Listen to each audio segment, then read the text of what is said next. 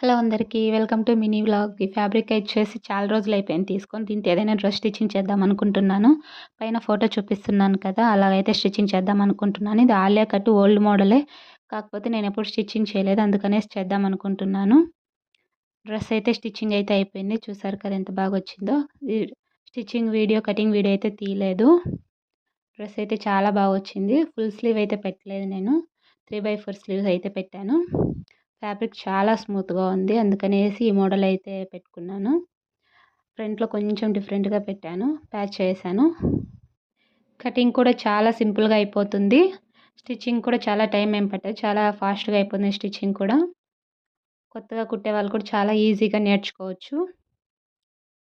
నాకైతే ఓవరాల్‌గా డ్రెస్ అయితే చాలా బా నచ్చింది. మీకెలా అనిపించిందో కామెంట్ చేయండి. Thanks for watching.